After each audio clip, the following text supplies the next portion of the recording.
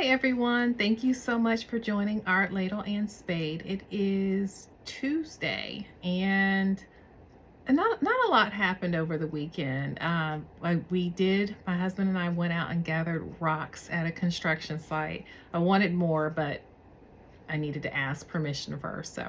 Um, so we gathered rocks. I got a new conifer that I will show you at some point. I may not get a chance to get out there today because it's cold out and it's dark already. But down in the grow light space, not a lot going on. A little concerned. There are 7, I think, plants down in the grow light room. My lavender isn't doing anything. My ajuga isn't doing anything. Um, there's a couple more that I'm going to go through. I will show you what's going on down in the grow light room. My columbine isn't coming up, and I think there's 2 or 3 more that are just not doing well. So I don't know if the seeds were bad. I don't know what's going on, but I feel like I'm definitely keeping the soil moisture as recommended per each seed, and just not happy with it.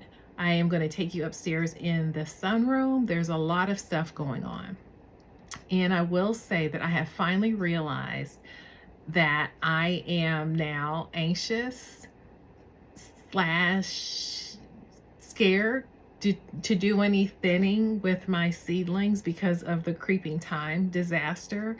I have a lot of seedlings that are getting out of control, a lot that need to be thinned, but I have recognized that I am afraid to pull the trigger on thinning because my creeping time died.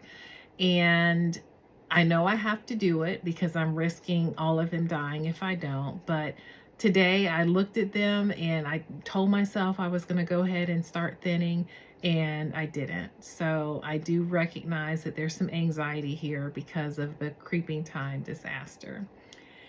What else? And yeah, we didn't do much. I didn't do much on the second island. So the other video I mentioned the third island, and the third island is going to be where a lot of my full sun perennials that I'm growing inside, that's where they're going to go.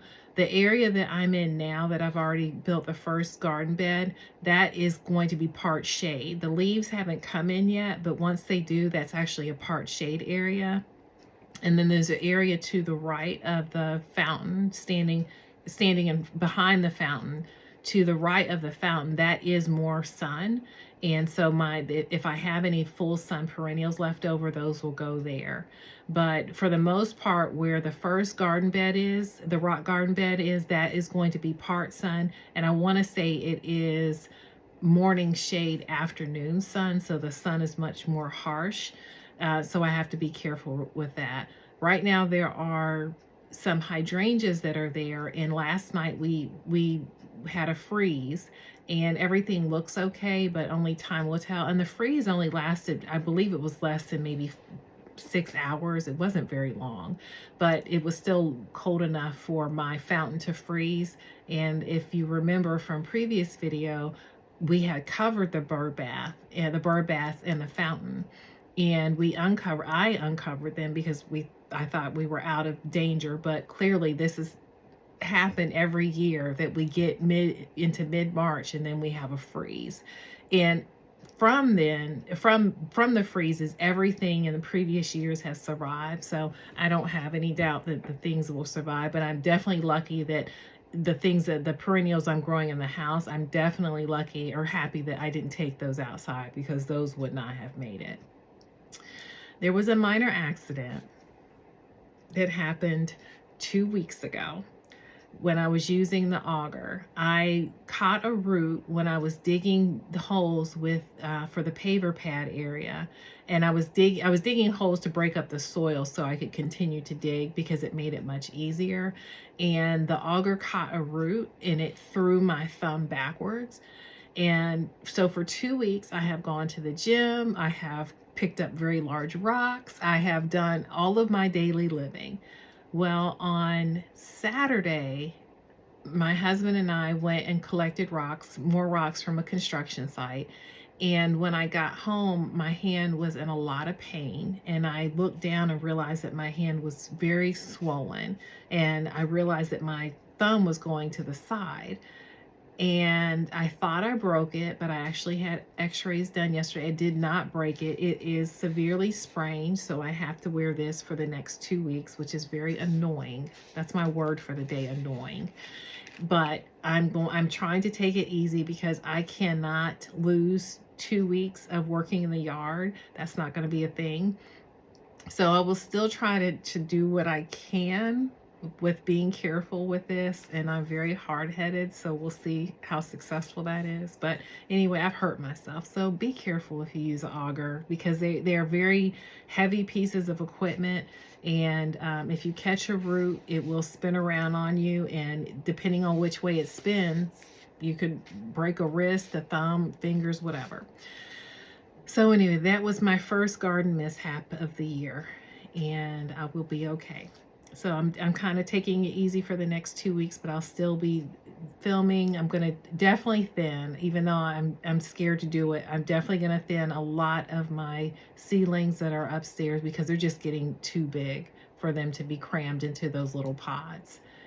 And that's about it. I didn't get a chance to get my hyacinth or my Dutch iris out of the refrigerator. I said I was going to do it a week early, so I will do it on Saturday, so they will be coming out of the refrigerator on time, and I will get those planted in soil. But that's it. That's a quick update. I hope all is well, and I'm hoping that the weather stays nice and consistent for the next, until we get into summer. No more freezes. That was ridiculous. I was in a t-shirt and jeans on Saturday. I was in a sweatshirt on Sunday, and it was snowing yesterday, and today back in a sweatshirt. So this weather is insane. This is Georgia, Zone 8, Georgia. Anyway, thank you for joining Art Ladle and Spade. If you have not, please subscribe. Okay, I am upstairs in the sunroom. You are staring at my zinnias that are still doing really well and stretching, but I'm learning this may not necessarily be an issue for zinnias. My orange ice plants are still doing really well. Haven't thinned these. I'm gonna talk about that a little bit more later on. Here are my hostas. Now, this one I wasn't sure it was gonna live because it looked really scrawny when I pulled it out of the package. And sure enough, it started to do something, and then it just kind of died off. This one's doing the same. So these were the 2 extras that were in the pot or in the pack that I received. So I didn't have high hopes for those, but they started and then just fizzled out. I still don't have anything going on with my hosta seeds, and I don't expect anything. My crocosmia is still doing well, and nothing with caladium, not a thing. So I'm not sure those are going to do anything. Here's my other hostas and my crocosmia here. More zinnias. Okay, this is my sweet pea is doing very well. My bachelor button is doing well, but my sweet William from this pack of seeds is from Dollar General or Dollar Tree, and it's not doing well. This is my Gara flower. I got a couple, but Gara flower just didn't do well from the beginning, so I don't have any hopes that any of these are going to survive. This is my blanket flower, taking off to the next level. These are my Astilbe, all still doing very well, and this is all of my crocosmia here. It's huge. And back down here are my alyssum, still doing well, my summerberry jarro, my coneflower, and this is my blazing star from seed, and this is my bee balm. So all of this is still doing well. Haven't thinned it, and I already told you why. And here's the muhly grass from plugs that I got from Amazon, and those seem to be happy. These are all of my hostas. Let's see, tick seed, all doing well. My red ice plant doing well. My lupin for the most part, doing well. This is not lupin. This is a Sweet William. Like I said, Sweet William from seed is just from Dollar Tree is just not doing well. And let's see, caladium. I'm checking on caladium again. Nothing in caladium. So I don't know that caladium's going to make it. And what else? Foxglove. Haven't thinned any of the foxglove. My heirloom yarrow is taken off.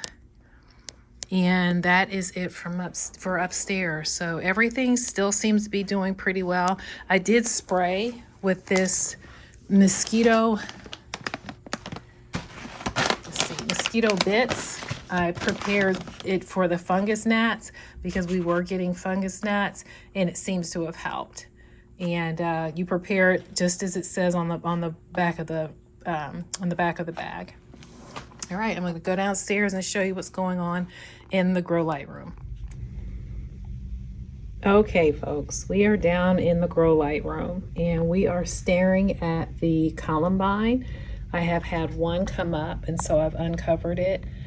I don't see anything else going on here, but I will hold on, and I will hang on for hope, and I will continue to do what I've been doing for another week or so, and we'll see.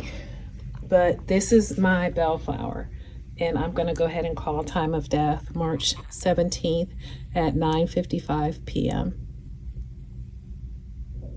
It's been real. It's not doing anything. This one sprouted, and then it died. There's nothing in there. So switching gears over here to my ajuga.